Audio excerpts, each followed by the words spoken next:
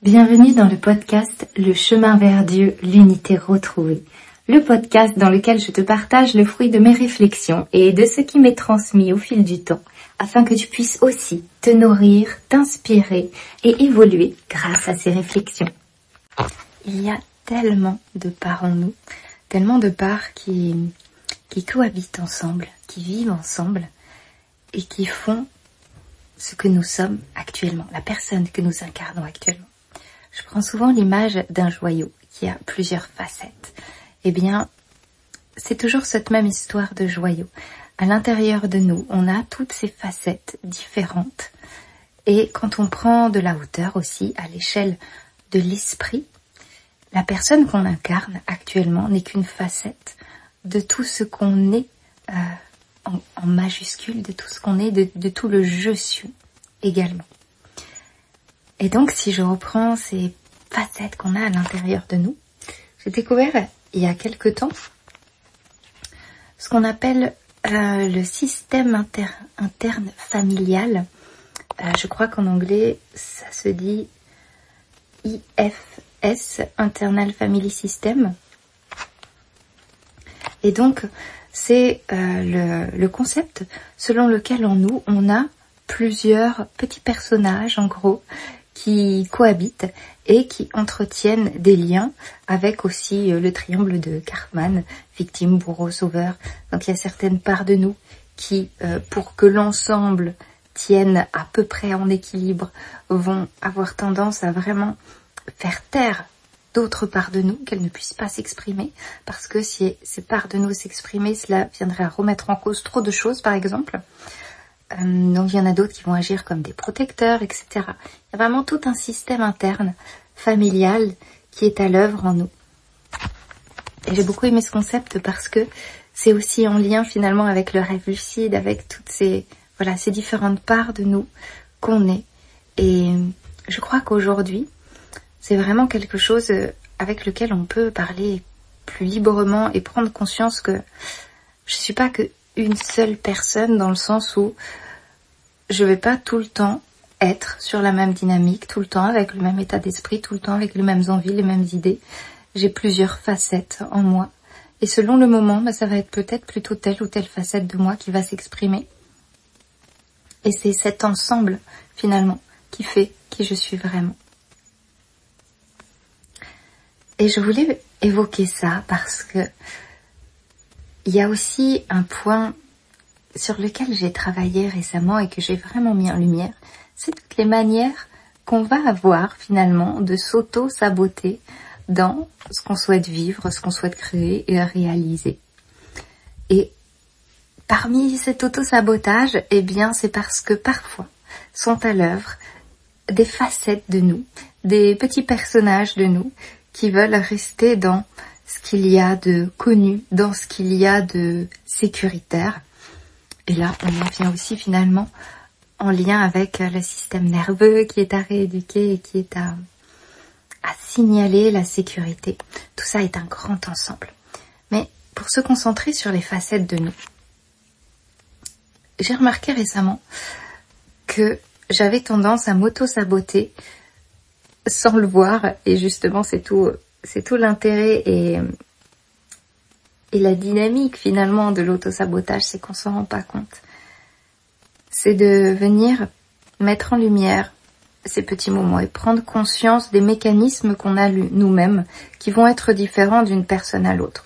Par exemple, la manière dont moi je m'auto-sabote va être très différente de celle d'une autre personne, de celle d'une troisième personne et d'une quatrième personne, etc. Et donc c'est vraiment intéressant et pertinent de venir comprendre comment est-ce que nous, on a tendance à s'auto-saboter. Pour pouvoir ensuite, quand on a ce mécanisme-là, se dire « Hey, là je vois ce qui est en train de se passer ». Et en fait, ce qui m'aide beaucoup, c'est justement dans ces moments-là, de prendre de la hauteur. Et de me dire « Ok, je vois ce qui est en train de se passer ». Ce qui est en train de se passer, c'est que je suis en train de faire ça, de ressentir ceci, cela. Et là, je me dis, ok, là où avant, c'était moi. J'agissais comme ça, je me sentais comme ci, comme ça. Eh bien, je prends de la hauteur et je vois que ça n'est pas moi. c'est une facette de moi qui n'a pas envie que je réalise mon objectif, mon rêve, parce que ça voudrait dire sortir de ma zone de confort et donc du connu. Donc déjà, je prends conscience que c'est pas moi, mais c'est une part de moi. Et ça fait comme si d'un seul coup, on était dans une sorte de bulle où la réalité, c'est que je me sens de telle manière et d'un seul coup, on sort de cette bulle. Ok, c'est pas moi qui me sens comme ça. C'est une partie, c'est cet aspect-là précisément. Je prends un exemple très concret. Parfois, quand je veux partager sur mes réseaux, par exemple, j'ai énormément d'idées. J'ai toujours plein d'idées. Et souvent mes idées sont là au moment où c'est pas forcément opportun pour moi de partager. Par exemple, j'ai pas mon téléphone, j'ai pas de quoi filmer ou enregistrer. Qu'importe, où je suis partie me promener, j'ai aucun réseau, je suis partie courir sans mon téléphone, etc. Et j'ai plein d'idées. Je me dis, ok, c'est bon, j'ai tellement d'idées, quand je vais rentrer, ça va être nickel, je vais pouvoir partager ça. Et c'est clair en moi. Et seulement, quand le moment où tout est réuni autour de moi pour que je puisse partager, j'ai mes outils, etc., toutes les idées sont parties. Il n'y a plus rien, c'est le vide intersidéral. Ou bien, je me sens vraiment pas d'humeur à partager, j'ai comme une lassitude intérieure. Eh bien, tout ça, j'ai vraiment compris que ce n'est pas moi qui ressens cette lassitude et qui n'a plus d'idées et qui est dans cette espèce de mou qui ne me donne plus envie de partager. Mais je sors de cette bulle, de cet état-là, je prends de la hauteur et c'est comme si je vois une autre personne, en quelque sorte, qui est dans cet état-là. Mais ce n'est pas moi. Je vois cette autre personne et je me dis, hey, c'est pour ça que je ne partage pas, parce que cet aspect-là, c'est de l'auto-sabotage, parce que cet aspect-là de moi ne souhaite pas que je réalise mes rêves, mes objectifs, parce que ça voudrait dire trop de changements dans ma vie, et parce que ça voudrait dire remettre en question ce qui est connu. Et donc, ce qui est connu est enregistré comme ce qui est sécuritaire, dans mon corps, dans mon esprit, dans mon inconscient, parce que on sait tous que l'inconnu, c'est le danger. Même si mentalement et en suivant nos envies, l'élan du centre solaire, on a très envie et on sait pourquoi. Mais le corps, lui, et l'inconscient et toutes ces parts de nous enregistrent simplement que ce qui est connu, c'est la sécurité. Donc je reste là. Je reste là.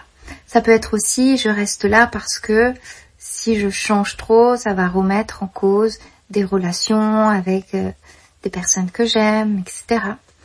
Il y a plein de raisons pour ça. Mais revoir et notifier ces manières propres de s'auto-saboter, c'est déjà tellement précieux, je trouve, pour pouvoir avancer et pour prendre conscience aussi que je ne suis pas ça. Je ne suis pas ça. Moi, je suis ma lumière. Je suis les rêves que Dieu a mis en moi.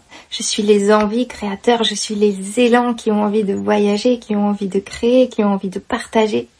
Je suis la lumière. Je suis tous ces rêves qui sont là en moi.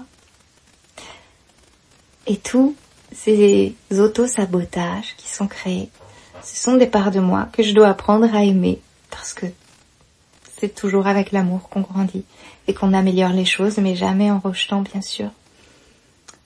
Et donc avec beaucoup d'amour, mais aussi en prenant de la hauteur et en prenant conscience que ça n'est pas qui je suis. Je au sens du je divin, de ma source solaire divine qui brille en moi. Et prendre conscience de ça, prendre de la hauteur, c'est déjà tellement grand et tellement beau pour avancer. Merci pour ton écoute. Pour recevoir chaque jour une guidance vibratoire et être accompagné quotidiennement, rejoins Shine via le lien en description. À bientôt sur le chemin vers l'unité.